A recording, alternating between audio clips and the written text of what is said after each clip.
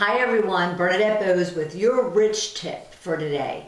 It's all about time management. How can you get more time in your day? Now we all have 24 hours in a day, no less and no more. And yet some people can use those 24 hours as if they were 48 hours, while others use those same 24 hours as if they only had 7. So what can you do immediately to start increasing your productivity and getting more done within a day? I kind of thought about doing this just a few minutes ago, so excuse my appearance. I just came back from the dog park because a group of us at the dog park were talking about the fact that there's just so much to do in any given day. And I found myself all of a sudden having a little coaching session in the middle of the park. So I figured if they're having the same issue, maybe you are too. So I'm going to give you 3 great tools that you can use in order to immediately start getting more done in one 24-hour time period. All right, now I'm not asking you to work 24 hours, but at least in the time that you do want to work or you need to work, you'll get a lot more done.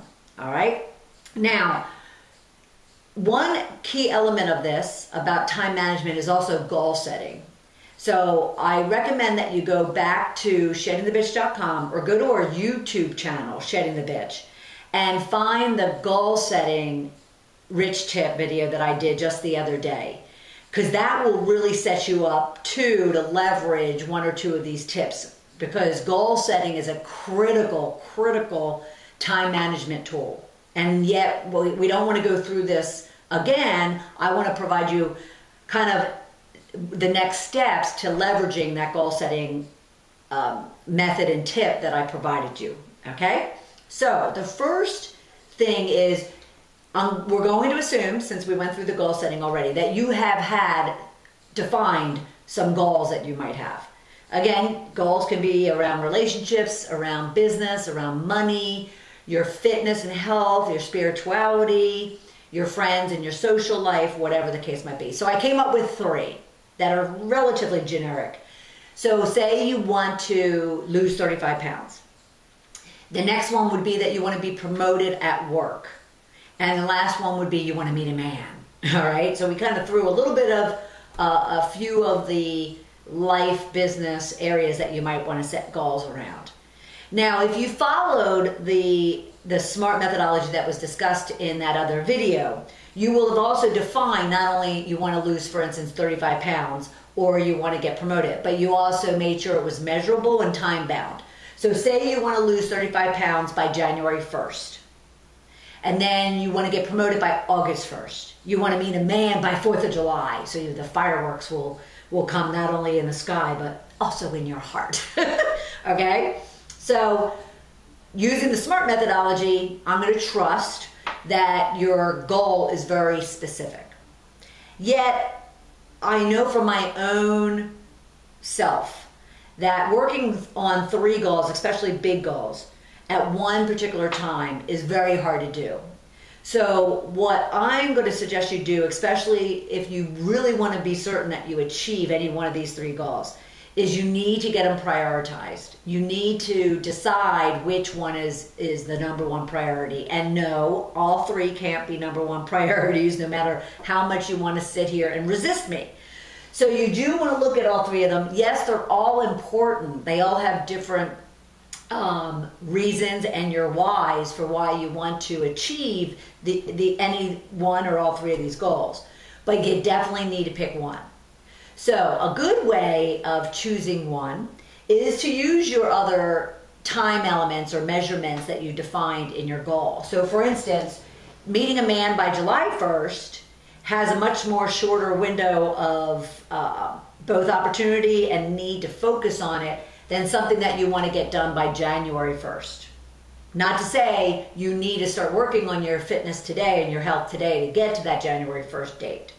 But say you use that first, you use the time bound, and you say, okay, this one appears to be more of a priority. However, if in any way, shape, or form, your 35 pounds that you feel you need to lose is going to sabotage your belief system and your confidence in achieving and pursuing your July 4th, then that might be your top priority. Now say from the second goal around getting promoted, that means more money, and you're really in a position right now that you need more money. So it's up to you to decide of all the different factors that make up each one of these goals. So we talked about in that other video that just stating that you want to lose weight is not a actionable goal. You need to get it to be actionable by defining all those elements. And then you'll notice as we're talking that it's just not as simple as saying I have these 3 goals and I'm going to pursue all 3 of them. You know, 1, you're just going to be setting yourself up for failure, and 2, there's a lot of things that, you know, go into even one of these goals. So use the various elements of your SMART methodology of how you defined your goal to really decide, okay, what is the number 1 thing I'm going to focus on? Now, you might even decide that you're going to focus on 2 of them, but you're only going to focus on each one at different times. So the career one obviously could be Monday through Fridays, and you're going to at least start chipping away at losing your weight on the weekends. Make sense? So decide which one is your number 1 focus though. All right, so that's your first tip is prioritize and actually put a 1, 2, 3, 4, however many goals you have, and decide which one's the most important. Because then your number 1 success factor in achieving that goal is you completely focus on that goal. With all the other distractions that life might bring you, you still just focus on that one goal. And that one goal helps you prioritize in your life what has to happen. So for instance, if you set the goal for 35 pounds by January 1st, and again, go back to that other video as to how we say, okay, you can, kind of cut that down to where you're only focusing it on by a month and a week. But say you need to start focusing heavily and get really started and in a good way toward that goal. Well, then that means that the next tip would be you need to lay out every task and every activity that you then need to do in order to achieve that goal. So for instance, if this is the one we chose to be your number 1, okay, then what you want to do is you want to make a laundry list of all the things that you're going to need to do. So you're going to need to schedule maybe the gym or walks or hikes or whatever the case might be. You literally need to put those on your calendar. That's a task. That's an activity. That's going to take time that you need to devote in your day. You need to buy sneakers. If you're like me, you use the excuse of, you don't have a new pair of sneakers to avoid going to the gym or going for walks or whatever the case might be. You need to, maybe you want to see a nutritionist because your diet is definitely going to weigh in here. Then you need to go to the grocery store. And then you need to kind of maybe find a friend. And then you need to sign up for a gym membership. So all of a sudden, this one goal that you have to lose 35 pounds is not that simple. It's a laundry list of things that you're going to need to do.